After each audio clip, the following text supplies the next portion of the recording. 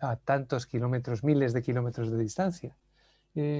Si alguien de los asistentes quiere poner su cámara, a mí me gustaría que hubiera alguien por ahí visible, porque así hablo a personas y no a mí mismo, que ya me tengo muy visto. Ay, pues muchas gracias, ya voy viendo caras.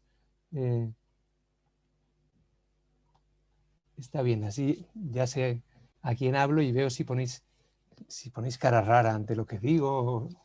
Bueno, podéis reaccionar de diferentes maneras. Muchas gracias.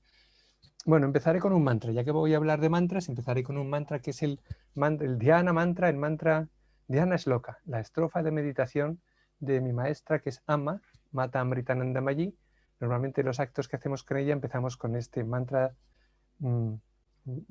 esta estrofa dedicada a ella. La recito para empezar y luego entramos en materia.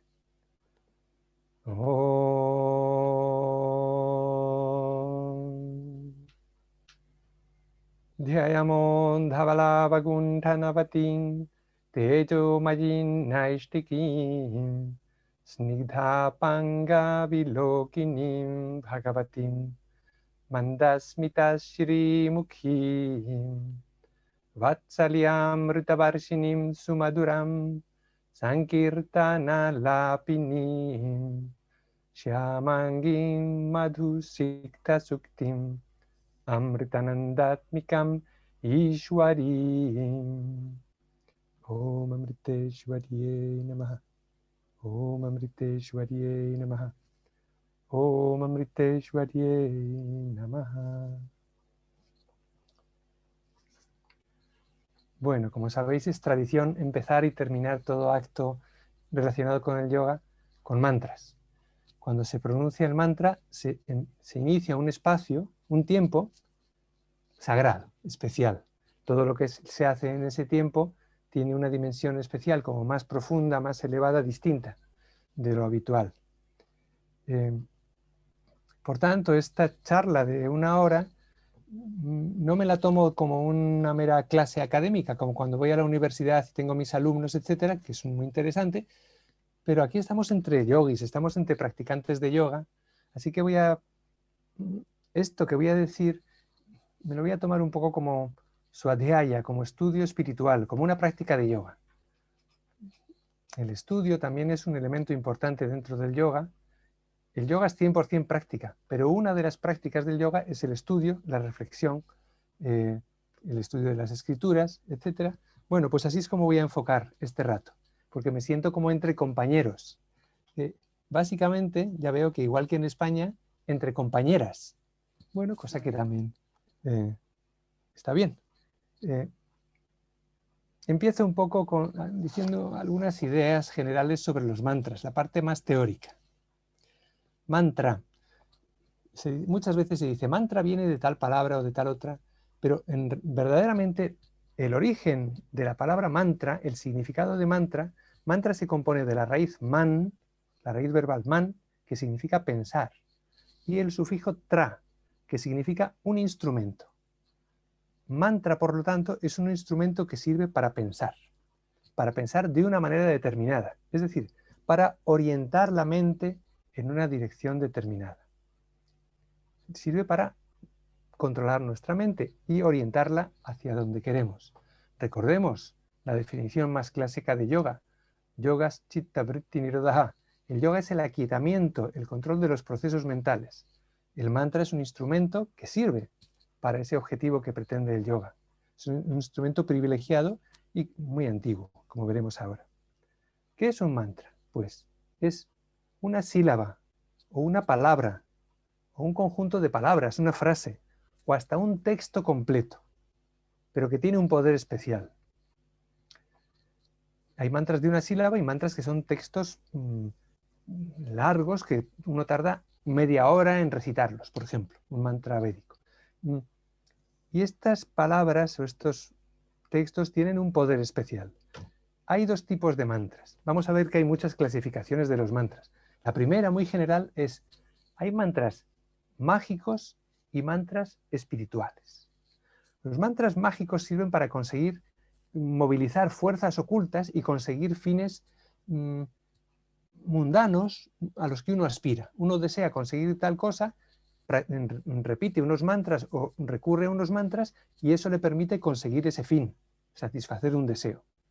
Luego están los mantras espirituales, que para lo que sirven es para conseguir o avanzar hacia una meta espiritual. La meta del yoga ya sabemos que es la plena libertad, el estado de plenitud personal, completa ecuanimidad mental, libertad interior y por tanto amor y compasión por todos los seres, que es lo que surge espontáneamente cuando uno está en paz interiormente. Bueno, nos vamos a centrar exclusivamente en los mantras espirituales. Olvidémonos de momento de los mantras mágicos, aunque ahí están para quien le interese. Bueno, pues el mantra es un instrumento que sirve para orientar la mente. Los mantras espirituales sirven para orientar la mente hacia lo trascendente, lo absoluto, lo infinito, hacia la meta del yoga. Cuando recitamos mantras, se ponen en marcha, se movilizan una serie de fuerzas. Imaginemos que estamos recitando un mantra. El mantra más breve, el más conocido. Oh. Primer efecto es físico. Hay una vibración física. El sonido hace que vibre el cuerpo. Lo oímos físicamente, pero además diferentes partes del cuerpo vibran. El primer efecto, por tanto, la primera fuerza que se moviliza en el mantra es la fuerza física, corporal, totalmente material. Eso es un elemento del mantra. Otra fuerza que se moviliza, otro nivel un poco más sutil, es el poder energético del mantra. Más allá del cuerpo físico está el prana, la fuerza vital. Es aquello que nos permite actuar, que nos permite pensar, que nos permite hacer cualquier cosa. Es esa fuerza que es de la vitalidad, que es la que nos permite realizar cualquier cosa que queremos hacer. El mantra también actúa sobre el prana. La repetición del mantra hace que el prana se intensifique, se regularice, se oriente en la dirección que queremos. Es el segundo nivel, el segundo poder que tiene el mantra, el poder energético o de influencia sobre el cuerpo sutil. Claro, no solo el prana, sino que en el cuerpo sutil nos encontramos con las nadis, que es por donde circula el prana, están los chakras, que son algo así como las rotondas o los puntos donde confluyen diferentes nadis, diferentes canales sutiles. Todo eso es movilizado y es influido por la vibración producida por los mantras. Hay, por tanto, una vibración, un efecto energético. Y más allá de lo energético está el nivel psíquico, mental. En el mantra también, el mantra tiene una fuerza psicológica. Es el poder de la palabra, no solo del sonido, hay un poder del sonido, sino también la propia palabra, cualquier palabra tiene un significado. Las palabras en realidad es una vibración del aire, es un sonido, en sí mismo no tendría por qué afectar mucho, pero afecta mucho. El mantra tiene significado. Imaginemos que alguien nos dice, burro. Pues entonces eso nos enfadamos. Una mera palabra que es un sonido del aire, es una vibración del aire, puede afectarnos emocionalmente muchísimo. Y no digamos los mantras, que son palabras con un significado muy potente, que están elaborados adecuadamente desde hace milenios para que tengan este poder, tienen este poder psíquico emocional. El significado de los mantras moviliza emociones, moviliza pensamientos, recordemos, mantra, instrumento para pensar, y nos lleva a la acción. Siempre cuando pensamos de una manera determinada y ese pensamiento nos hace sentir de una manera determinada y el sentir nos lleva a actuar. Siempre que actuamos lo hacemos impulsados por un deseo, por un sentimiento. Si no hubiera deseo o sentimiento no haríamos nada. Hubo una rata a la que le pusieron un electrodo en el centro del placer, en el cerebro, bueno, el cerebro, en la cabeza, no sé dónde está el centro del placer, pero el caso es que le pusieron un electrodo y sentía un placer enorme. Y estaba totalmente satisfecha. Y esa rata murió, pero murió no por electrocutada ni nada parecido, es que murió de hambre, porque se sentía con tanto placer que ya no tenía deseo de hacer nada, ni de comer ni de nada. Se quedó ahí quieta disfrutando y murió. El deseo es fundamental, es la energía que nos mueve.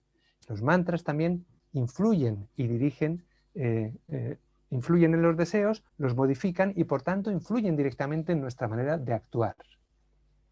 Bien, estas son algunas fuerzas que encontramos en los mantras. Tienen diferentes aspectos. El mantra tiene un aspecto filosófico. Detrás de cada mantra hay toda una filosofía. En la India, en el hinduismo, desde muy antiguo, hay una reflexión filosófica muy profunda sobre el tema del sonido, de la palabra.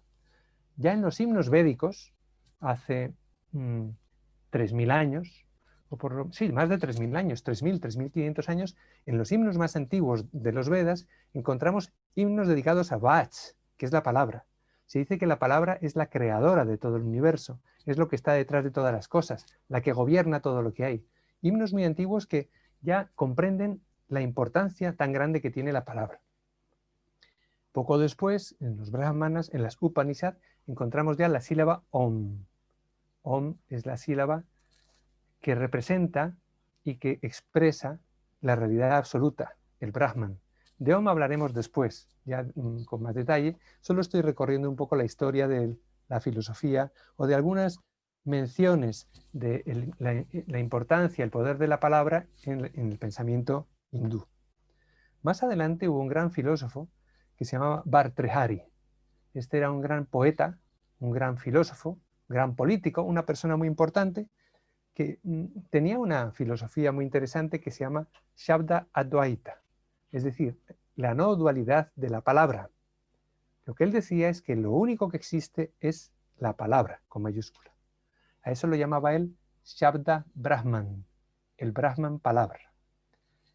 Todo este universo es una vibración y todo procede de esa palabra original que es el Shabda Brahman, la vibración absoluta, la palabra absoluta. Más adelante, ya en época tántrica, nos encontramos en el Tantra, hay mucha presencia. Fijaros la importancia de los mantras en el Tantra, que al budismo tántrico a veces se le llama Vajrayana, el vehículo del diamante, y a veces Mantrayana, el vehículo de los mantras. En el Tantra los mantras están por todas partes, son omnipresentes. Pues una de las filosofías tántricas más conocidas, el Shaivismo de Cachemira, habla del Spanda, la vibración original. Este universo entero se manifiesta a partir, es como si fuera agua o un lago que está totalmente inmóvil. El agua está inmóvil, no hay viento, está quieta como un espejo, y cae una gotita o algo, cae una piedrecita, algo pequeño en el agua, y se empiezan a formar, a partir de ese bindu, de esa gota central, se empiezan a formar ondas que se van haciendo cada vez más grandes, se van extendiendo, luego llegan al borde del recipiente y se rebotan.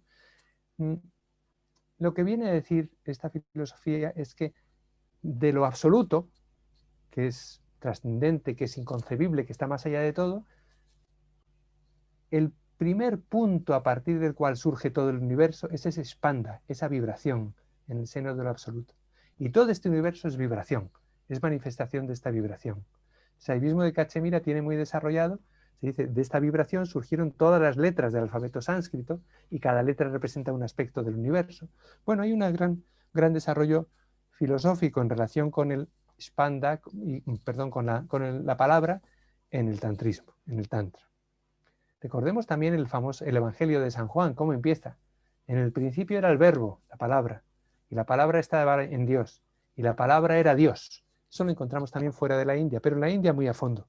Esta identificación de lo supremo, lo absoluto, lo trascendente como la palabra suprema. Bien, eso es un aspecto filosófico. Pero luego los mantras tienen también un aspecto devocional, en el que entra en juego el amor, el sentimiento, la sensibilidad. No solo el intelecto, claro, sino la sensibilidad. Los mantras devocionales son los mantras del amor, el amor a Dios, el amor a Krishna, el amor a la Madre Divina, el amor a la divinidad o el amor al universo. Pero estos mantras más devocionales, más basados en el sentimiento, son también muy importantes. Se llega a decir que el nombre de Dios es más poderoso que el propio Dios. Se dice, Naama, el nombre, es más poderoso que Naamin, lo nombrado. Entonces, si uno quiere ver a Krishna, unirse con Shiva, experimentar la unión mística con la Madre Divina, lo mejor que puede hacer es repetir su nombre, porque ese nombre es aún más poderoso que la propia divinidad y es la manera privilegiada, como la autopista privilegiada para llegar a la divinidad. La divinidad está en el nombre. Entonces, repetimos el nombre, ya estamos en contacto con la divinidad. Lo absoluto no puede evitar aparecerse ante nosotros, manifestarse. Hay muchas clases de mantras, se pueden dividir en muchas clases. Están los mantras védicos, que son los más antiguos, son los que estaban en los Vedas. Los Vedas son los textos más antiguos de la tradición hindú, ahí es donde aparece el yoga. Se dice que todos los Vedas son textos amplísimos. Hay 4 Vedas, cada uno está dividido en 4 partes, miles y miles de versos, de himnos, de textos de todo tipo. Pues bien, los Vedas enteros, todos los textos védicos son mantras. Cogemos un himno védico, por largo que sea, eso es un mantra. Y hay, completamente, o sea, los Vedas de cabo a rabo son mantras. Por tanto, cualquier parte de los Vedas que recitemos o que leamos, etcétera, es un mantra que tiene todo este poder del que estamos hablando.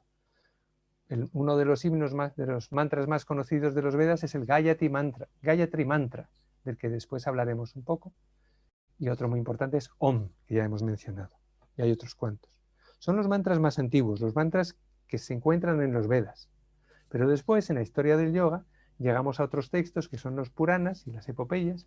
Ahí surgen los mantras puránicos. Son los mantras que están dirigidos a las divinidades, a los dioses conocidos, a las deidades conocidas. Por ejemplo, Shiva, Krishna, Kali, Vishnu, Rama. Todo esto son los dioses conocidos del hinduismo, pertenecen a esta etapa de la historia del hinduismo. No están en los Vedas todavía, o están un poco, de manera muy elemental. Pero los dioses conocidos del hinduismo pertenecen a esta etapa puránica. Y hay muchos mantras dedicados a estos dioses. Por ejemplo, de Shiva, Om Namah Shivaya, saludamos a Shiva. De Ganesha, Om Ganeshaya Namaha, saludamos a Ganesha. Hay un mantra puránico muy conocido que es el que repiten los Hare Krishna, que son devotos de Krishna. El Hare Rama, Rama Rama, Hare Hare, Hare Krishna, Krishna Krishna, Hare Hare. Así hay muchos mantras también que pertenecen a esta etapa más puránica. Y luego el tercer tipo de mantras en esta clasificación son los mantras tántricos. El tantra es una fase más tardía del desarrollo del hinduismo, a partir del siglo V o VI después de Cristo. Claro, hay quien dice que el tantra es antiquísimo, que el tantra en realidad es ancestral y es anterior al hinduismo y anterior a los Vedas y todo. Pero eso no se sabe. Lo que sabemos es que a partir del siglo V o VI después de Cristo empiezan a aparecer textos tántricos. Los primeros señales de tantra que vemos en la historia del yoga y del hinduismo es a partir de esa época, siglo V o VI después de Cristo. Pues bien, hay unos mantras especiales, que son los mantras tántricos. Los mantras tántricos dan especial importancia al poder de las palabras. Las palabras no nos importa tanto su significado como el poder que tienen. Cada mantra tiene un poder. Y los mantras tántricos, ¿cómo distinguimos un mantra tántrico de un mantra que no sea tántrico? Pues porque los mantras tántricos siempre incluyen unas palabras, unas sílabas que son los bija mantras, los mantras semilla. Bija mantra es mantra semilla. Son mantras de una sola sílaba, que cada deidad tiene uno de estos mantras. Por ejemplo, el bija mantra de Durga es Dum. El bija mantra del Guru es Gum. El de Ganesha es Gam. Hay otro que es Klim, Hrim. Hay muchos mantras que son de una sola sílaba. Estos son bija mantras y se supone que en esa sola sílaba está contenido, está resumido todo el poder de esa divinidad. El poder de lo absoluto está en esa sílaba. Claro, son mantras muy potentes. Y el recitarlos, pues uno siente una gran energía y una gran concentración. Tiene un efecto muy potente. Se dice que el Tantra se añade a los otros yogas como un método que sirve para acelerar el camino. Existen el yoga del conocimiento, el yoga de la devoción, el yoga de la acción, de la concentración, diferentes yogas. Si le añadimos el elemento tántrico, ese yoga será más rápido, será más potente. Eso es lo que dice la tradición tántrica. Hay personas que no son tántricas y que dicen que no, que lo que hace el tantra es distraer y que mete elementos que no son propiamente espirituales, no son propiamente de yoga y no sirve para nada. Pero bueno, eso es la discusión que hay. Yo digo lo que dicen los tántricos, hay que hacer a cada tradición, hay que escuchar lo que dice y luego cada uno decidirá por su propia reflexión y su propia experiencia. Por ejemplo, hay un mantra tántrico dedicado a la Madre Divina en sus diferentes aspectos. Vais a ver qué potente es. Es Om, Aim, Hrim, Klim, Chamunda, Ye, Viche, Namaha. Om, Aim, Hrim, Klim, Chamunda, Ye, Viche, Namaha. ¿Veis? Es largo, tiene muchos Villa mantras. Om es el mantra básico. Aim, Saraswati. Hrim, creo que es Lakshmi. Klim es Kali. Chamunda Ye Viche Namaha. Saludamos a Chamunda, la diosa terrible. Bueno, es un mantra que lo repites 20 veces y más, si lo repites 108 veces en voz alta, y acabas absolutamente concentrado, colocado. Si hace frío, entras en calor, la energía se manifiesta completamente. Esto es la especialidad de los mantras tántricos. Por ejemplo, tenemos un mantra puránico, normal, de Durga. Om Shri Durgaye Namaha. El mantra tántrico correspondiente es Om Dum Durgaye Namaha. Dum, introduce ese Villa mantra. ¿Veis? Esa es la diferencia para distinguir un mantra tántrico, que tiene Villa mantras, de un mantra que no es tántrico. En general es difícil distinguir el tantra del no tantra, hay algunos criterios, pero en el caso de mantras, esta es la forma de distinguirlos. Bueno, otra clasificación de mantras. Hay mantras en los diferentes yogas. Por ejemplo, hay mantras que pertenecen al Jnana Yoga, al yoga del conocimiento. Por ejemplo, Om es un mantra que pertenece al yoga del conocimiento, porque es un mantra muy filosófico. Om tiene un significado muy profundo y la repetición de Om, sintiendo lo que significa, hace que uno pueda ir sintiendo la unidad de la realidad, ir sintiendo a Brahman, ir sintiendo lo absoluto. Otro muy conocido de estos mantras vedánticos es Soham. Soham significa So, él, Ham, yo. Yo soy él. Significa yo soy Brahman, yo soy lo absoluto. La idea de fondo del Vedanta, del Jnana Yoga, el yoga del conocimiento, es que en el fondo yo no soy solo este individuo que está hablando ahora mismo. Si miro en mi interior, descubro en mi interior todo el universo. Mi verdadero ser es el todo, es lo absoluto. Esto sí que es pensamiento positivo. No es decir yo soy Dios, es decir que yo soy más que Dios. Dios es una manifestación mía y yo estoy más allá, soy lo que incluye, lo que comprende todas las cosas. Estos son mantras del yoga del conocimiento. Pero luego también hay mantras devocionales del Bhakti Yoga, en los que se expresa el amor o la devoción por las diferentes divinidades. Los que dije antes son Namah Shivaya o el de los Hare Krishna son mantras puramente devocionales. Y luego están los mantras propios del Tantra Yoga, que es lo que hemos mencionado antes. Dentro del Tantra Yoga, del Tantra, es muy importante, está incluido el Hatha Yoga. El yoga, el supuesto yoga físico, se llama a veces yoga físico porque tiene muchas prácticas físicas, de las que me parece que ha hablado Upendra esta mañana. Asana, pranayama, mudras y bandhas, y son las prácticas esenciales del Hatha Yoga. También están los shatkarmas, o kriyas, que son prácticas de limpieza del cuerpo. Pues el Hatha Yoga tiene esas prácticas, pero luego la práctica suprema del Hatha Yoga es la meditación. Es la meditación en el sonido interior, en los sonidos interiores. Uno se tapa los oídos, los ojos y escucha un sonido y a ver qué se oye. Esa meditación consiste simplemente en a ver qué se oye cuando uno se tapa los oídos y se empieza a oír unas cosas, luego otras.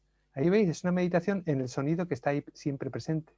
Al principio dicen los textos, el sonido es como un sonido de un trueno, luego cada vez es más fino, más sutil, más agudo. Fisiológicamente dicen que el sonido este profundo que se oye al principio es el sonido de la circulación de la sangre. La tradición dice que es el sonido de la circulación del prana, pero poco a poco se van oyendo sonidos más sutiles, dicen como una flauta, como el sonido de las abejas, como algo cada vez más fino.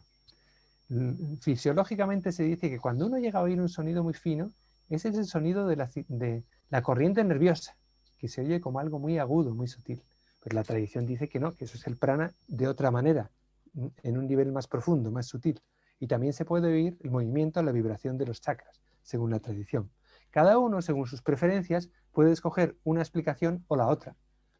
Podemos exponer las diversas explicaciones, Por suerte, en el yoga hay muchas tradiciones, hay muchos yogas tradicionales y luego está el yoga moderno, en el cual también hay muchas tradiciones. Es una maravilla esta gran diversidad que tenemos dentro del yoga. Por eso no se puede hablar de la tradición del yoga, sino de las tradiciones del yoga o de los yogas, porque hay una variedad inmensa. Casi todo lo que se dice en una tradición del yoga, hay otra tradición del yoga que dice lo contrario. Entonces, a veces coinciden, a veces no. Bueno, para eso tenemos esta posibilidad de elegir el camino que nos vaya mejor psicológicamente, según nuestras creencias, nuestra cultura o nuestra situación física, mental, etc. Bien, más clasificaciones de mantras. Hay mantras generales que puede recitar todo el mundo. Por ejemplo, en la tradición de Siddha Yoga, los discípulos de Muktananda, todo el mundo recita el mismo mantra, Om Namah Shivaya. Sí, y no hace falta que te inicien, puedes meditar en el mantra Om Namah Shivaya aunque no te hayan iniciado.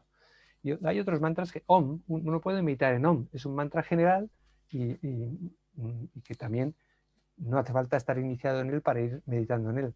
Por ejemplo, en la escuela de mi maestra, Amma, nos enseñan un mantra muy general que es Ma Om. Ma al inspirar, uno lo imagina, el sonido Ma al inspirar, Ma, e imagina el sonido Om al expirar. Ma Om. Om, Ma significa el amor divino. Claro, es la palabra que en todas las lenguas Ma significa la madre. El primer sonido que puede hacer un bebé al nacer es la M, ma, ma, ma, y la A, ma, ma, ma, ma. Entonces, lo primero que le importa a un bebé es su madre. Así que la primera palabra que dice es ma, ma, ma, ma, para referirse a su madre, que es el objeto de amor, es lo que te permite quien más te quiere, quien te cuida, de quien dependes. Por eso el mantra ma significa el amor divino. Y la parte Om es el mantra tradicional, significa la luz divina, la conciencia pura. Son dos aspectos de la divinidad. Uno como más femenino, más relacionado con la tierra, la materia, la mater, la energía, y otro más masculino, o neutro, que para nosotros masculino y neutro se parecen mucho. En nuestras lenguas, que solo tenemos dos géneros, masculino y femenino, pues no tenemos neutro. En sánscrito tienen neutro, y Om es una palabra neutra. Pero para nosotros Om nos resulta más bien masculino. Entonces se refiere más bien a lo trascendente, a lo espiritual, pero que no tiene que ver con la materia, es el aspecto más sutil o como más trascendente. Y más se refiere al aspecto inmanente, material. Son los dos aspectos de la realidad. En el yoga intentamos combinar ambos aspectos, lo material y lo espiritual. No son cosas diferentes, sino dos aspectos de lo mismo. Igual que el yin y el yang en China, en el taoísmo. Lo masculino y lo femenino son polos inseparables. En el yoga decimos Shiva y Shakti. Shiva es lo masculino, trascendente, la pura conciencia, y Shakti es el poder, la energía material. Y a ello se refiere este mantra Ma. Lo que venía a cuento la explicación de este mantra, porque es el mantra general que tenemos en la escuela de Amma. Amma nos enseña una meditación Ma-Om, pero luego a cada uno nos inicia en nuestro mantra particular. Nos pregunta qué idea tenemos de la divinidad, etc. Y según sea cada uno, según ella le parezca, nos da un mantra u otro. Este mantra ya es secreto. Esto no solo en la escuela de Amma, sino el mantra personal se recibe a través de una iniciación, de un maestro o una maestra, alguien que tenga un nivel espiritual y que tenga autoridad yógica o espiritual como para iniciarnos en un mantra. Por ejemplo, si yo inicio a alguien en un mantra, pues ese mantra no tiene nada de particular, porque yo no soy un maestro espiritual, sino un practicante de yoga más, no tendría ninguna fuerza. Hay que tener también cuidado. Hay personas que van de maestros espirituales o de maestros y admiten discípulos y devotos y que tienen el mismo nivel que yo, o sea, un nivel muy corriente. Pero luego hay verdaderos maestros espirituales, verdaderos maestros de yoga, que si te inician en un mantra, ese mantra tiene la fuerza de su conocimiento, de su experiencia espiritual, y es por lo tanto un instrumento muy poderoso. Cuando te inician en un mantra es algo muy precioso. Uno se compromete a utilizarlo en la práctica espiritual, en la práctica de yoga, practica por tanto el mantra yoga, que es otra forma de yoga, del yoga de los mantras, y también uno se suele comprometer a no revelar el mantra, es algo secreto, es muy íntimo, es algo entre el maestro o la maestra y tú. o entre tú y tu propio ser. Es una cosa muy personal que no se va contando por ahí. Y eso cuando uno recibe un mantra, suele comprometerse a esto. El mantra personal. Bueno, hemos visto diferentes tipos de mantras, diferentes posibilidades. Vamos a ver cómo se usa el mantra en la práctica de yoga, cómo se usa el mantra en la práctica espiritual tradicional. La primera forma es el japa. Japa es la recitación, es la repetición. Japa viene de jap, que viene a significar murmurar, susurrar, decir, repetir. El japa es la repetición de un mantra o la recitación. Es repetir un mantra una y otra vez. Om, Om, o por ejemplo, Om Namah Shivaya, Om Namah Shivaya. Los Hare Krishna es su mantra. Así, cada uno tiene su mantra personal y lo repite una y otra vez. Esta repetición puede ser hacerse de varias maneras. En voz alta. Om, y cuando se hace en voz alta lo puede hacer uno solo o puede hacerlo en grupo. La repetición en grupo es muy potente, ¿eh? Si se pone un grupo a repetir un mantra una y otra vez durante un rato, aunque sea 10 minutos, pues la energía del grupo es mucho más potente que la energía individual. Y entonces el resultado es mucho más intenso. Eso en general, cualquier práctica que se haga en grupo es más potente que cuando uno la hace individualmente. Pero hay prácticas que uno no puede hacer en grupo, que son más personales. Pero toda práctica que se puede hacer en grupo está bien hacerla de vez en cuando con otros compañeros de camino, con otras personas que estén en la misma práctica, porque potencia mucho la eficacia de cualquier práctica, incluido el japa, como digo. Luego está el mantra que se repite susurrándolo en voz baja. Sigamos con este ejemplo de Om Namah Shivaya, que es un mantra muy cortito. Susurrando sería algo así como Om Namah Shivaya, Om Namah Shivaya, Om Namah Shivaya. Uno mueve la boca, expulsa el aire, pero sus cuerdas nasales no vibran. Cuando suena la voz es que las cuerdas nasales vibran. El susurrar es cuando las cuerdas nasales no vibran. Por ejemplo, las cuerdas vocales, no nasales, perdón. Eso sería una cosa bastante rara. Las cuerdas vocales, me lo ha dicho mi compañera Lakshmi, que está aquí detrás, menos mal, gracias. Cuando las cuerdas vocales no vibran, estamos susurrando y la cosa suena así, suena muy flojito. Pero también es una forma de recitar el mantra en voz alta. Pero ya más flojito. Y esto viene bien, esa forma de recitar, pues si uno está en público, o está en un avión, o está en un sitio con otra gente y quiere recitar el mantra en voz alta, pues si lo hace susurrando, pues es más discreto. Y la tercera forma de recitarlo es mentalmente. Ya uno no mueve los labios, no expulsa aire, uno mentalmente imagina el sonido del mantra. ¿Eso se puede acompasar con la respiración o no? Se puede acompasar con la respiración, puede uno imaginar al inspirar que oye el mantra, al expirar que oye el mantra. Así, y sigue el ritmo de la respiración.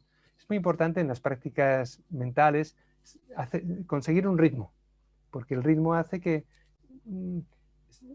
sea más poderoso el efecto y también que sea más fácil. Por ejemplo, si uno va caminando y al ritmo de los pasos que va dando, inspira, por ejemplo, durante 3 pasos, expira durante 3 pasos, puede a la vez ir recitando el mantra en voz alta, en susurro o mentalmente. ¿Veis? Es una práctica rítmica en la que entran el cuerpo que está caminando y la palabra que está en voz alta o desde luego la mente que está repitiendo mentalmente el mantra. ¿Veis? El mantra es un instrumento muy útil para, como decíamos al principio, por la etimología, para manejar la mente, porque la repetición de una palabra y de una frase concentra la mente. Cuando uno está concentrado en el mantra, está centrado en el mantra, la mente no se distrae hacia otros objetos. La meditación sin mantra es más difícil, porque uno tiene que visualizar algo, o que imaginar algo, o que sentir, pensar algo, y eso suele ser difícil. O simplemente observar algo. La meditación, cuanto más desnuda, es más potente, pero es más difícil también. Entonces el mantra es algo que facilita mucho la concentración. Si yo quiero meditar en Brahman, lo absoluto, eso es posible, pero es difícil. Si repito, mientras intento hacer eso, repito Om, eso me permite sentir físicamente esa sensación, esa idea de lo absoluto. El mantra ayuda, por tanto. 3 formas, pues, de hacer japa: en voz alta, susurrado o mentalmente. Luego, los maestros, cada maestro tiene su teoría. Hay maestros que insisten en que el mantra hay que recitarlo sintiendo lo que significa, pensando en su significado. Si yo digo Om Namah Shivaya, yo sé qué significa Om Namah, saludo, Shivaya, a Shiva. Entonces, me imagino, siento ese significado y tengo esta actitud como de postración, de entrega ante Shiva. Uno con ese mantra puede imaginarse a Shiva como una deidad, o puede imaginarse a Shiva presente en todas las cosas, o puede imaginarse a Shiva como la fuerza divina que está en mi corazón. Eso ya cada uno se imaginará lo que quiera. Pero la repetición del mantra de Shiva hace que esa visualización que uno está haciendo sea mucho más fácil, porque cada vez que dices el mantra, eso refuerza la concentración de la mente en el objeto de meditación. Y luego cuando uno ya repite mucho el mantra, ahora veremos lo que pasa. Un poco más adelante diré lo que pasa cuando uno ha repetido muchas veces el mantra. Otras 2 maneras diferentes de repetir el mantra son en momentos determinados o durante todo el día. Esto se aplica también a la meditación en particular. Cuando uno practica meditación, puede dedicar un tiempo cada día a meditar. Por ejemplo, uno dice, voy a meditar 10 minutos, 20 minutos, media hora, X, todos los días. Entonces, se recomienda siempre hacerlo en la misma postura, en el mismo lugar, a la misma hora, haciendo un poco de ritual a su alrededor, poniendo una vela, un incienso, un altar, que facilita la práctica de la meditación. Bueno, pues la práctica de japa cumple estas características. Se puede hacer o en un momento, en momentos específicos del día, o también a lo largo de todo el día. En realidad, en la práctica avanzada del yoga, lo que hay que intentar es estar en estado contemplativo 24 horas, todo el día. Poco a poco uno empieza a meditar o a hacer diferentes prácticas de yoga durante un tiempo, y si uno tiene mucho interés, poco a poco va aumentando, aumentando, aumentando, y el yoga acaba convirtiéndose en lo más importante de nuestra vida. Para mí el yoga es lo más importante desde hace 40 años. Pero es lo más importante. Si tuviera que elegir una palabra para definir lo que más me interesa en la vida, es el yoga. También la filosofía. Pero bueno, por eso me gusta mucho el Vedanta, el Jnana Yoga, el yoga del conocimiento, que es el yoga más filosófico, que es el que une mis 2 amores existenciales. Bueno, pues el yoga se va convirtiendo en lo más importante. Entonces, espontáneamente, como pasa con las cosas importantes, uno tiende a ir practicando más yoga, practicando más yoga. Uno llega a un momento en que, pues, el yoga, si uno tiene 15 días de vacaciones, pues se va a un ashram a practicar yoga, a practicar meditación. O si uno tiene el fin de semana, pues uno también hace más yoga que entre semana, porque entre semana hay menos tiempo. O se queda con amigos que también practican yoga, que tienen el mismo maestro o maestra, o que están en la misma línea. Poco a poco el yoga va empapando toda nuestra vida, porque el yoga, más que una práctica, es una forma de vivir, es una forma de vivir. Poco a poco se va convirtiendo en lo más importante, y para algunos afortunados que llegan lejos en este camino del yoga, el yoga llega a ser lo único importante. Y en ese momento es cuando uno ya medita todo el día. Aparte de las prácticas diarias de yoga que podamos hacer todos los días o todas las semanas, dedicaremos 1 hora, 2 horas, 3 horas, lo que sea, diariamente al yoga. Llega un momento en que todos los momentos del día están impregnados de esta actitud yógica, esta actitud contemplativa. Y haga lo que haga uno, lo hace con esa actitud de yoga. Esto es lo propio del karma yoga, el yoga de la acción. Cuando uno va al trabajo, uno está con la familia, uno está haciendo cualquier cosa, lo hace con esta actitud de ecuanimidad, de desapego, de concentración, y todo lo que hacemos en nuestra vida se convierte en yoga. Cuando uno está actuando, también en el fondo está meditando, porque tiene la mente centrada en lo absoluto, en lo infinito, en la meta. Vive en este mundo, pero a la vez es consciente de aquello que está más allá de este mundo. y eso es lo que nos da libertad. Es como decía, yo creo que en la Biblia en algún momento dice, ser del mundo, estar en el mundo pero sin ser del mundo. Uno está en el mundo, vive en el mundo plenamente, en la materia, en la tierra, pero a la vez está en lo trascendente, en lo que no tiene nada que ver con esto, en lo que es la libertad absoluta. Uno vive aquí plenamente, ama todo lo que es digno de ser amado y se compromete con todo aquello con lo que uno puede comprometerse, pero sin apego, sin engancharse a nada, con libertad. Ese es el estado de libertad, de sabiduría, al que se aspira con la práctica de yoga. Es lo que se llama la liberación, moksha, mukti. Es el estado al que se aspira. Lo bueno es que la liberación, decía Swami Chidananda, un discípulo de Shivananda, la liberación no es algo que haya que pensar que está en el futuro. Haremos mucho yoga y dentro de muchos años alcanzaremos la liberación. O si creemos en la reencarnación, nos reencarnaremos unas cuantas veces y llegaremos a la liberación en el futuro. No, la liberación está aquí y ahora, en este momento. En este momento, en el momento en que meditamos, hacemos un asana, un vinyasa, pranayama, hacemos un acto de servicio desinteresado en el karma yoga. En el momento en que hacemos un poco de yoga, en ese momento nos estamos volviendo más libres. Estamos aumentando nuestro nivel de ecuanimidad, de yoga. Nuestra vida se vuelve más yógica y en ese momento estamos experimentando un grado de liberación. O sea, la liberación es en el presente. Como toda la práctica de yoga, es en el presente. No hay ninguna práctica de yoga que se haga en el futuro. Todo se hace en el presente, que es lo único que existe. Entonces, si la liberación la remitimos al futuro, quiere decir que no hay liberación. La liberación tiene que ser aquí y ahora. Y bueno, lo bueno del yoga es que experimentamos, podemos comprobar si funciona. Uno practica yoga, meditación, asanas, etcétera, un cierto tiempo y ve si le va bien. Y bueno, yo creo que a muchos de los que estamos aquí nos va bien porque muchos empezamos con esto y empezamos a sentir que la cosa va bien, que la cosa va cada vez mejor y entonces ya seguimos con ello toda la vida. Había un swami también en el ashram de Shivananda en Rishikesh que decía, esto es el whisky espiritual, que uno lo prueba y no puede dejarlo.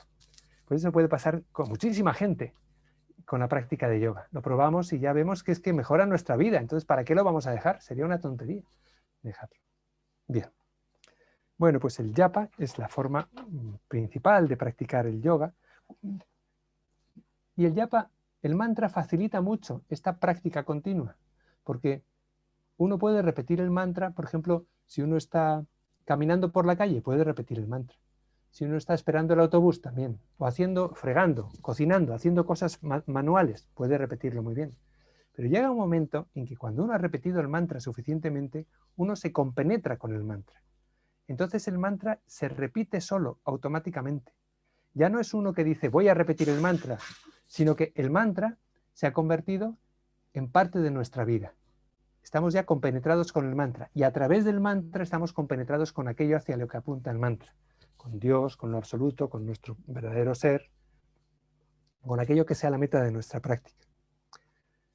E incluso, entonces se puede preguntar, bueno, pues hacemos mantra, si lo llegamos a este nivel de repetición automática del mantra, pues estamos repitiendo el mantra pues 15 horas, 18 horas diarias, etc. No, el mantra se repite 24 horas.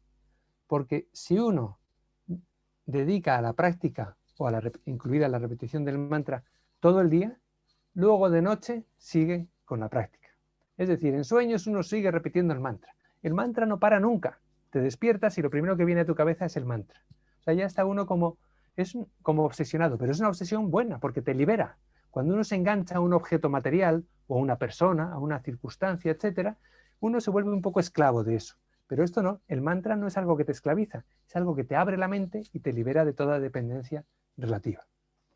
Así que os animo a todos a, si no tenéis un mantra, o buscar un mantra que os guste o algún maestro auténtico que os inicie y repetid el mantra todo lo que podáis, porque es un instrumento muy útil y muy práctico. A veces, muchos maestros recomiendan que se haga una práctica diaria regular. O sea, que más o menos uno diga, ¿qué práctica quiero hacer? Pues voy a hacer tal rato de yoga más físico, tanto tiempo de meditación, voy a hacer un poco de lectura relacionada con el yoga, de estudio espiritual, un día a la semana voy a ir a un satsang, a una reunión con amigos, un día cada cierto tiempo voy a hacer un retiro, tal. Bueno, recomiendan hacer una práctica así, organizada, hacerse como un programa de práctica. Entonces, cuando uno practica el mantra, normalmente los maestros lo que suelen recomendar es que repetir el mantra un cierto número de veces. Comprometerse, cada día voy a hacer, por ejemplo, repetir 108 veces o más, un número X. Y entonces ese número de veces uno se compromete y lo hace. Es parte de la práctica. La regularidad de cualquier práctica, ya lo habréis experimentado, es fundamental. Si uno coge una práctica durante un tiempo muy intensamente y luego lo deja, y luego vuelve, pues no ha avanzado. Cuando se avanza es cuando se hace una cantidad moderada de práctica, o la cantidad de práctica que uno puede hacer bien, pero hacerla todos los días, o todas las semanas, con regularidad. De esa manera uno va profundizando en esa práctica, va avanzando, avanzando. Entonces uno puede, por ejemplo, empezar comprometiéndose a, yo este mantra lo voy a hacer 108 veces. Luego cuando uno ya, eso, por ejemplo, en el caso de mi mantra me lleva 10 minutos, más o menos. Pues si ya estoy cómodo haciéndolo eso y me gustaría hacer más, pues voy a hacerlo el doble, 20 minutos. Y así uno puede ir aumentando y al final, como dije antes, el mantra se repite solo durante todo el día y toda la noche. Bien. ¿Y cómo sabemos cuántos mantras repetimos? Pues para eso está la mala. Es femenino, es la mala. Es lo que se llama un rosario o un... Mala significa muchas cosas, pero entre otras cosas significa un rosario. Aquí tengo el mío, mi mala, tiene 108. El número normal de cuentas que tiene un mala, uno de estos rosarios, es 108 cuentas. Aquí tengo otro más pequeño, que es más manejable, más visible. Este es uno pequeñito, que tiene 27 cuentas, que es la cuarta parte de 108. Entonces, si el número sagrado en el hinduismo, en el budismo, es 108, uno de los números sagrados. Entonces, por eso, los mantras se repiten como mínimo 108 veces. Cuando uno repite un mantra 108 veces, se dice que ha repetido una mala de mantras, quiere decir un rosario entero. Y cada uno se compromete o en su práctica dice, voy a hacer una mala diaria, o 2 diarias, o 3, 4. Los Hare Krishna repiten su mantra 20 malas diarias, es decir, 20 veces 108. Imaginad que son bastantes. Eso les lleva como 2 horas. Es un mantra muy largo el suyo también. Entonces cada uno, lo que pasa es que para ellos esa es la práctica principal. Los Hare Krishna no hacen meditación, porque piensan que en esta época la meditación es imposible. No hacen Hatha Yoga, su yoga es mantra yoga. Es el yoga de la repetición del Mahamantra, del gran mantra, y por eso pueden dedicar 2 horas diarias a esa práctica, que es su práctica principal. Y la recitan haciendo yapa y de otras maneras, como veremos ahora. Hay veces que otra forma de practicar mantras es archana. Archana, que significa recitar un texto completo o un texto largo. Por ejemplo, hay muchas veces que hay colecciones de mantras que son los 108 nombres de Shiva o los 108 nombres de Amma, de mi maestra, 108 nombres de tal deidad. Entonces uno repite los 108 nombres de esa deidad. Por ejemplo, bueno, pues de Shiva, Om Shivaya Namaha, Om Rudraya Namaha, así son diferentes nombres, mantras dedicados a Shiva y uno los recita completos. Pueden ser 108 o los 1000 nombres, existen los 1000 nombres de Vishnu y los 1000 nombres de la diosa. Entonces eso lleva más tiempo. Uno recita los 1000 nombres de los 1000 mantras dedicados a esa deidad. Por ejemplo, los 1000 nombres de la diosa se llama Lalita Sahasranama, los 1000 nombres de Lalita, de la diosa. Es un mantra muy potente, es una práctica estupenda. Uno la recita en voz alta. Imaginad, eso dura como media hora, 3/4 de hora, depende de cada uno el ritmo. En ese periodo uno ha estado diciendo 1000 frases potentes, que son mantras, respirando en cada frase una vez, ha hecho pranayama, ha hecho control de la respiración. La mente, claro está, cuando acabas esa repetición, la mente está totalmente centrada. En ese momento uno no tiene ganas de decir nada, de hacer nada, está centrado totalmente. Uno se puede simplemente relajarse y disfrutar del estado en el que se encuentra después de esa recitación de mantras. Bueno, pues a veces se recitan estos mantras largos. Por ejemplo, hay gente, los discípulos de Swami Muktananda recitaban recitan la Guru Gita. Es todo un texto antiguo de 300 estrofas o 200 y pico en sánscrito que se recita dedicado al maestro. Otros, los devotos de Shiva, recitan un mantra védico muy antiguo que se llama el Rudram. También es largo, dura media hora su recitación. Y así, ¿veis? Es posibilidad de recitar largos textos o colecciones de mantras, que es una práctica también muy interesante. Hay quien la hace todos los días, pero si no, también se puede hacer de vez en cuando, dependiendo también de la escuela de cada uno, todo esto, o del gusto de cada uno. Y luego hay compromisos más grandes. Uno se puede comprometer a recitar el mantra tantas veces diarias, pero hay gente que hace purascharana, purascharana. Purascharana significa que se compromete a repetir un mantra, por ejemplo, 100.000 veces o 10 millones de veces. Y lo hace con un objetivo determinado, un objetivo espiritual o a veces un objetivo mundano. Pero con ese objetivo uno se compromete ante la divinidad, la deidad a la que se invoca, a repetir su mantra tal número de veces. Entonces hay gente que durante semanas, meses y años está repitiendo intensamente un mantra hasta que llega al número al que se ha comprometido. Bueno, esto es yapa, diferentes formas de recitar los mantras. Y por último voy a terminar mencionando la última forma de utilizar los mantras, que es cantándolos. Eso es muy bonito, es una forma muy bonita y muy poderosa, muy agradable de recitar mantras. Existen los bhajans. Bhajans son los cantos espirituales, los cantos del yoga. Son canciones dedicadas a... Hay algunas que son más filosóficas, otras que son más devocionales, otras... Bueno, igual que los mantras dijimos, hay unos más filosóficos, otros más devocionales, otros más tántricos, pues también en los bhajans hay diferentes bhajans, cada uno en una de estas direcciones. Los bhajans, cuando uno canta, la meditación es difícil. Es quedarse en silencio, concentrar la mente. El mantra te ayuda, pero de todas formas es una práctica difícil. En cambio, en el bhajan te pones a cantar una canción bonita, por ejemplo, a Krishna. Shri Krishna Govinda Hare Murare Hey Natha Narayana Vasudeva. Estás diciendo cosas, está muy bien tener la traducción debajo o saber de qué va para poder sentir lo que uno está diciendo. Esos son los bhajans, son canciones yógicas y hay una manera especial de hacer los bhajans, que es el kirtan. Kirtan es cuando una persona canta un mantra y el grupo responde. Entonces, por ejemplo, uno dice Om Namah Shivaya, Om Namah Shivaya, Om Namah Shivaya, Om Namah Shivaya, y entonces todo el grupo Om Namah Shivaya responde como en conjunto. Entonces hay el cantante que dirige, que va dirigiendo el canto de los mantras y el grupo va repitiéndolos. Va repitiendo lo mismo que ha cantado el anterior.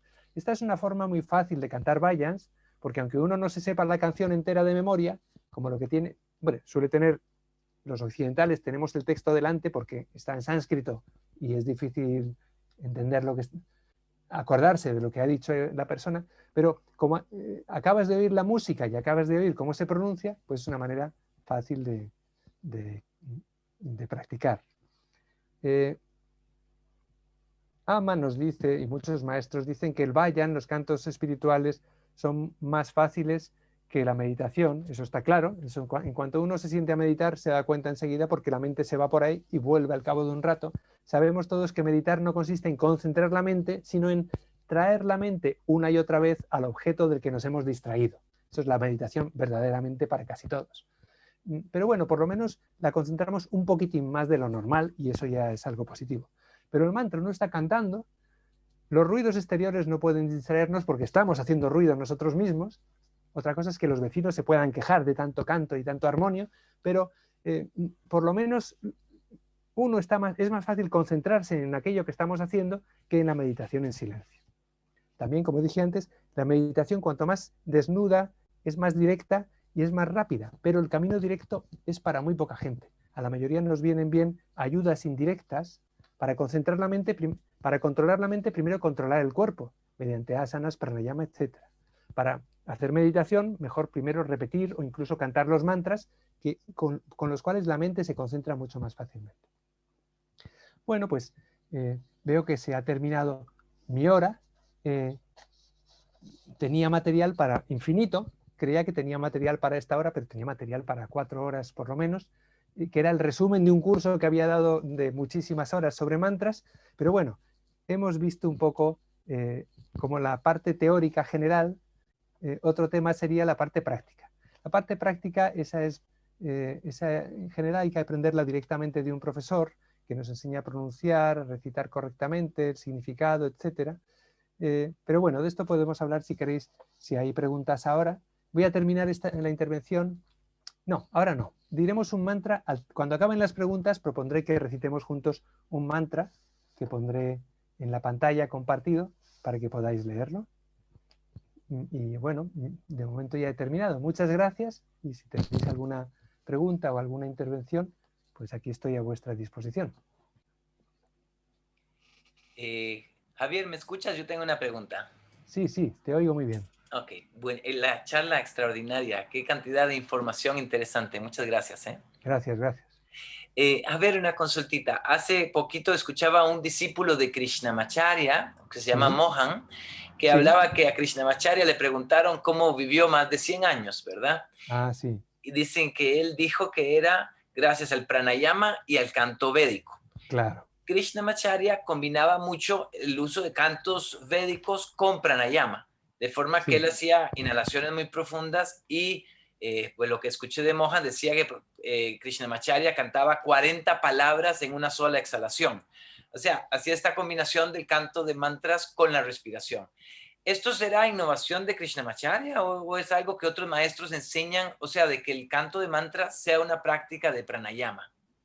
Bueno, yo creo que sí, que es una práctica tradicional combinar el pranayama con la recitación mental de mantras.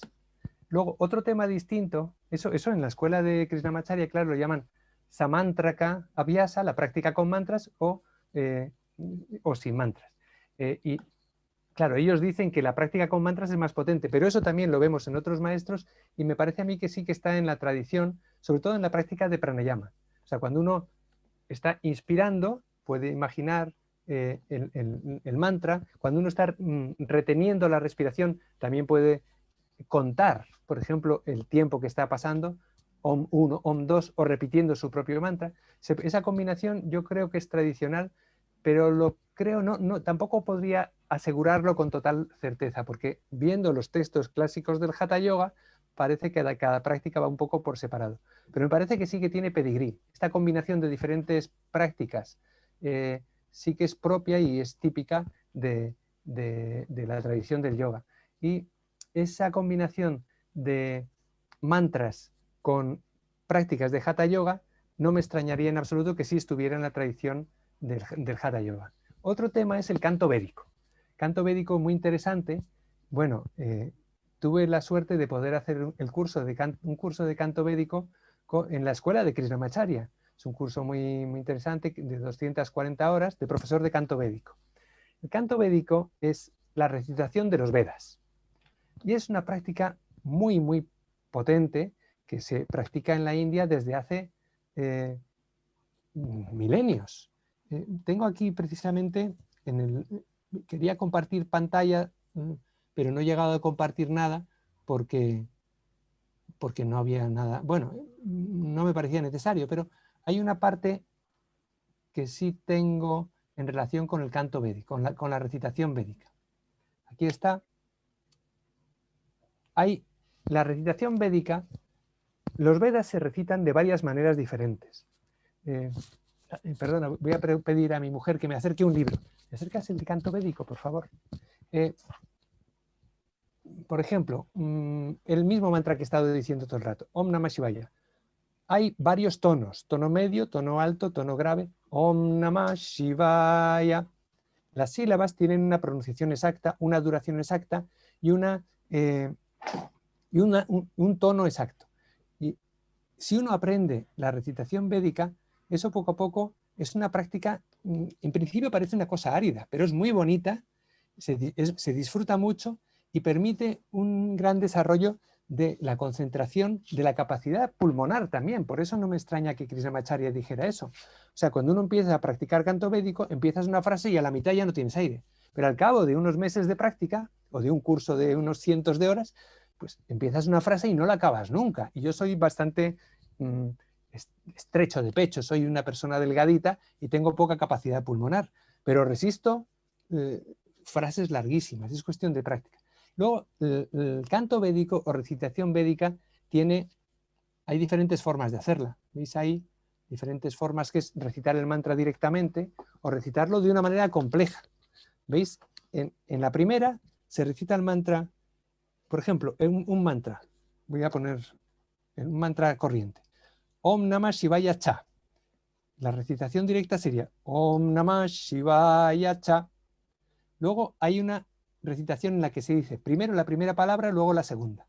Luego la segunda se repite y se hace la tercera. La tercera y se hace la cuarta. Y así hay 11 formas de recitación. Y la forma más compleja se llama el Ganapata, que por ejemplo sería algo así. Con este mantra tan pequeño, Om Namah Shivaya Cha, ¿veis? Es primera palabra, segunda, segunda, primera, segunda, tercera, tercera, segunda, primera, segunda, tercera, 2, 3, así. Poco a poco se va avanzando en el mantra a base, yendo para adelante y para atrás con las palabras. Voy a hacer ese mantra pequeño, Om Namah Shivaya Cha, en esta forma de Ganapata, que es Om Namah Shivaya, Shivaya Namo Namah Shivaya Cha Cha Shivaya Namo Namah Shivaya Cha. Shivaya Cha Cha Shivaya, Shivaya Cha. Eso es el mantra Om Namah Shivaya desplegado en esta forma más larga. ¿Y para qué servía estas formas de recitar? Para conservar los textos perfectamente. Si uno dice el mantra, los textos siempre van cambiando a lo largo de la historia, pero estos textos se transmitían oralmente y se transmitían de esta manera. Los discípulos se aprendían así los textos, de esta manera tan complicada. Entonces, claro, uno no puede despistarse, no puede de repente decir, ay, me he olvidado de una palabra. No, porque si te olvidas de una palabra, te tienes que olvidar de ella 11 veces. Y eso, o sea, no puede haber erratas, porque si ves que falta una palabra, te das cuenta que falta esa palabra. Para que una palabra desapareciera del texto, tendrías que confundirte 11 veces. Eso es imposible. Entonces, por eso los textos védicos, aunque en aquella época no había escritura, se han conservado tal como son desde entonces hasta la actualidad, en la que sigue practicándose el canto védico. Y bueno, esto era solo un pequeño ejemplo. Es una práctica muy potente. Mi profesora de canto védico fue Menaka Desikachar, que es la viuda de Desikachar, el discípulo de Krishnamacharya. Es una persona fabulosa y llena de energía, una maravilla. Voy a dejar de compartir este texto. Bien. Javier, todavía sí. tenemos unos minutitos. Hay unas consultas aquí en el chat. ¿Tú tienes acceso ahí al chat para poder leer las preguntas o si no te las leo? Uy, a ver. Sí, tengo acceso. Ay, bueno, pero hay muchas, a ver. O si quieres... A ver. Sería desde Sí, donde empiezo. dicen que el mantra tiene que ser dado por el guru, si no, no tiene efecto.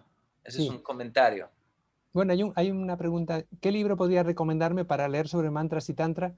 Hay un libro muy sencillito de Swami Vishnudevananda que se titula Meditación y Mantras, en Alianza Editorial. Es baratillo y es una buena introducción al tema. Luego, bien, Om Bhurvuvah Swaha, ese es el Gayatri Mantra, ese es muy potente. A ver, dicen que el mantra tiene que ser dado por el guru, si no, no tiene efecto. Tiene, como dije antes, tiene mucho más efecto si viene de un maestro que o bien sea avanzado en la práctica de yoga o bien que proceda de una tradición con pedigrí. Vamos, que el mantra haya sido transmitido a lo largo de un linaje potente. Hay maestros que no tienen linaje pero son tan potentes que da igual. Por ejemplo, Ramana Maharshi no tuvo maestro, o Amma no ha tenido maestro, pero ellos mismos son tan potentes que pueden iniciar y pueden hacer lo que quieran. A ver qué más por aquí.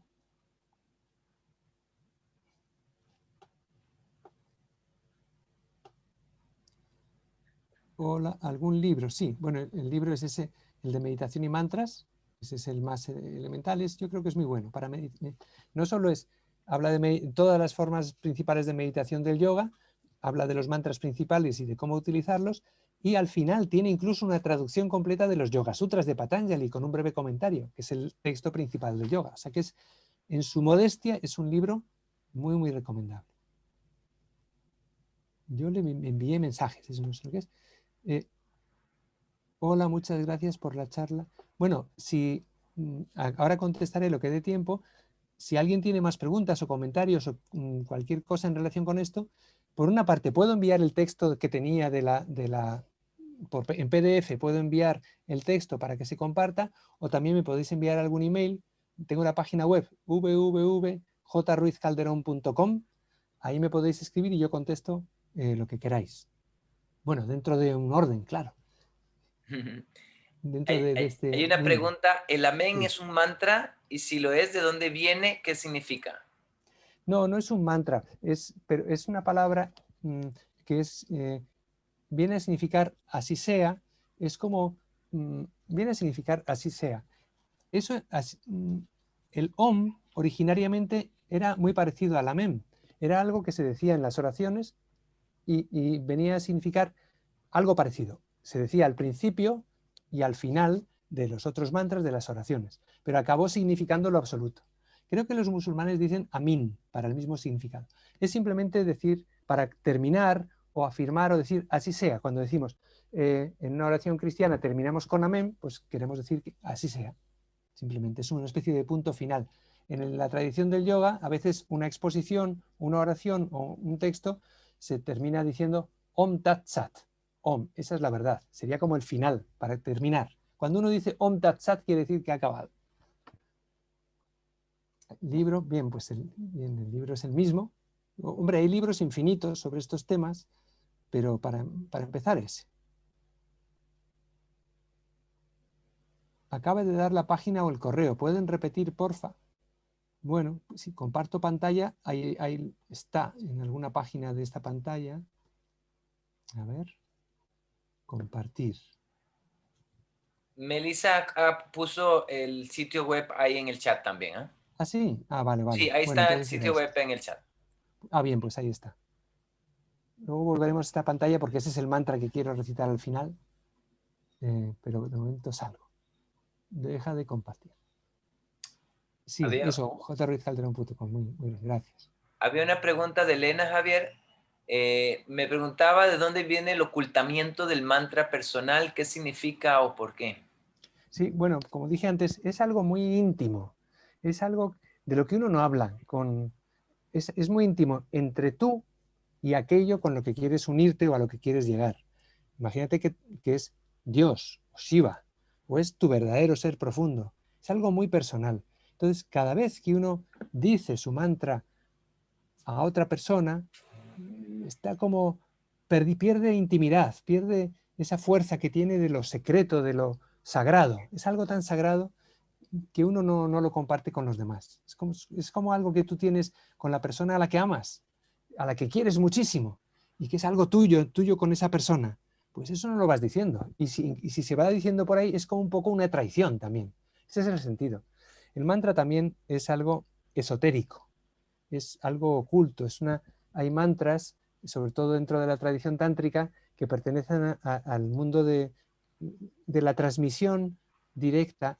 El maestro, cuando te inicia en el mantra, te lo dice al oído varias veces, te lo pronuncia, y a la vez notas como que el aire que sale de la boca del maestro o de la maestra te llega. A través de ese aire es un símbolo, te transmite su prana, su shakti, su energía. El mantra es como la energía del maestro en forma de palabras que te ha dado.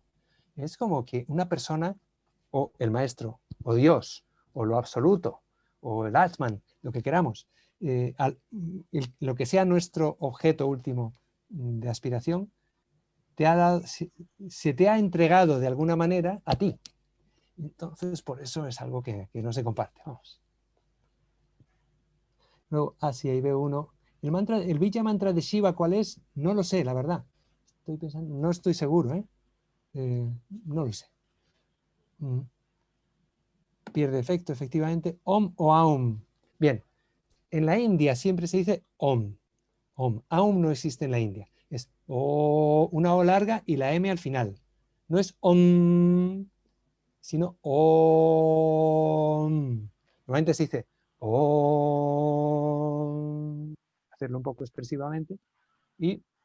Pero Aum, eso viene de un texto que se llama Mandukya Upanishad, en el que se explica que Om, la letra O se divide en A y U, como pasa en el sánscrito, entonces cada una de esas letras significa algo. La A es el mundo físico, la U es el mundo sutil, la M es el mundo causal, y hay otra parte de Om, que es la cuarta parte. ¿Sabéis cuál es? Om. Es el silencio. Entre un Om y otro Om hay un espacio de silencio, y esa es la parte más profunda. Entre un Om y otro Om hay que fijarse en ese silencio, y de ahí es en donde se va a revelar lo absoluto, o nuestro propio ser, o Dios, cuando quiera.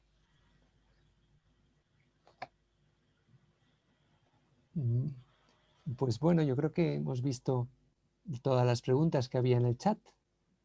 Si hay alguna otra, o me he saltado alguna porque no la haya visto, y si no, cuando queráis podemos acabar con el mantra final, este que os propongo que hagamos.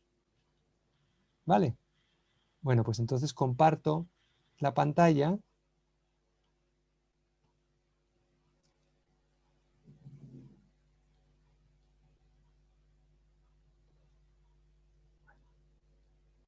Es este mantra. Es en los actos que hacemos con mi maestra Amma, terminamos siempre recitando ese mantra, que es su mantra favorito. Es Om Loka Samasta Sukhino Bhavantu, que significa que todos los seres sean felices. Loka, el mundo, Samasta, el mundo entero, Sukhino, felices, Bhavantu, sean. Que todos los seres sean felices. Podemos recitar este mantra 3 veces y después decir Om Shanti Shanti Shanti, que significa paz. Paz en el interior de las personas, en el exterior, y la paz de lo absoluto, la paz, el apaciguamiento de los 3 tipos de sufrimiento, que son los que vienen de uno mismo, los que vienen de los demás y los que vienen del universo. Bueno, y lo último, eso ya lo recitaré yo, si lo conocéis lo podéis recitar conmigo, pero entonces empiezo yo diciendo una vez lo Loka Samasta Sukhino Bhavantu para que veáis la melodía, y las otras 2 veces ya os podéis unir. Luego Om Shanti Shanti Shanti os suena, ya a muchos ya lo conocéis. Luego Om Shri Guru Pyo Namaha Harihi Om. ¿Veis esas rayitas y acentitos que hay arriba y abajo? Son los signos que se utilizan en el canto védico para decir cómo hay que recitar. Bueno. Y los mantras, viene bien sentir lo que se está diciendo. Que todos los seres sean felices. Ofrecemos esto que hemos hecho en este rato de compartido, este rato de práctica de un aspecto del yoga, por el bien de todos los seres. Que los méritos o los beneficios que procedan de esto que hemos hecho redunde directa o indirectamente en beneficio de todos los seres del universo. Inspiramos.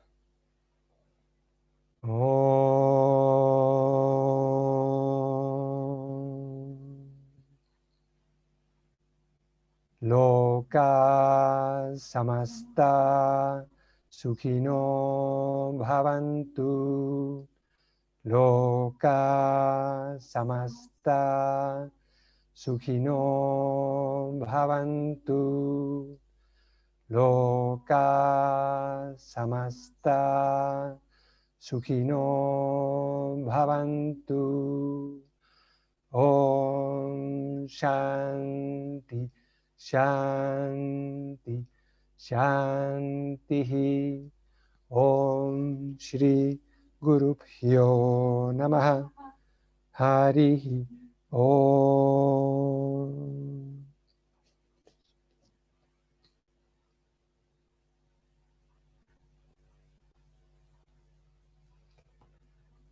Bueno, pues muchas gracias a todos por vuestra paciente escucha y a los organizadores y a todos por darme la oportunidad de hablar sobre esto, que es lo que más me gusta, y para mí ha sido un placer. Espero que haya servido para algo. Muchas gracias y hasta la próxima. Om Namah Shivaya.